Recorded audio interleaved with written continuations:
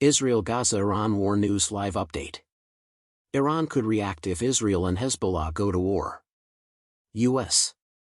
War between the Israeli government and Hezbollah in Lebanon can spark hostilities between Iran and Tel Aviv, according to a U.S. presidential special envoy. The Israeli government would be helpless in the face of any Iranian reprisal assault, according to Zionist tabloid Haaretz, which cited Amos J. Hochstein, Special Presidential Coordinator for Global Infrastructure and Energy Security.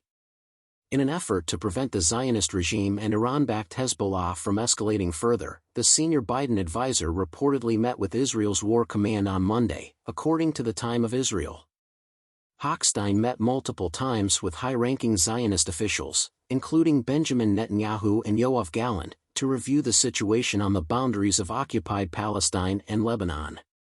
The 8-month conflict between the government and Hezbollah has now escalated into a serious danger to Tel Aviv, according to the Zionist publication Yedioth Ahronoth. As a gesture of solidarity with the Palestinian people and resistance movement, Hezbollah has attacked multiple regime military locations in northern occupied regions since the beginning of the Israeli assault on Gaza.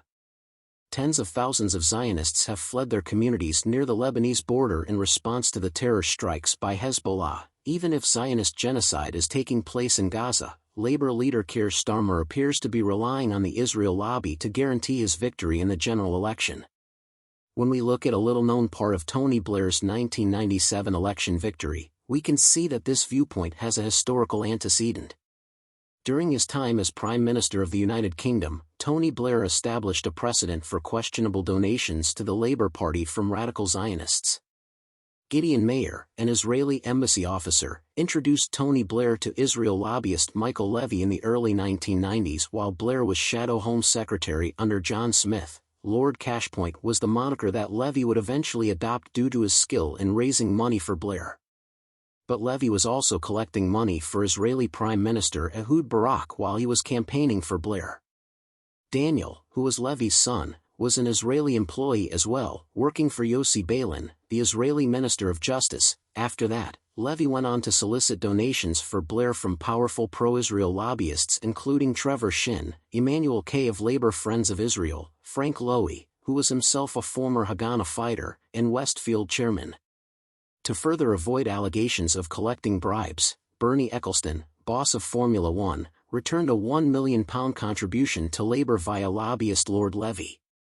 It was Tony Blair's meteoric rise to prominence within the Labour Party and his subsequent 1997 election victory that Levy was largely responsible for.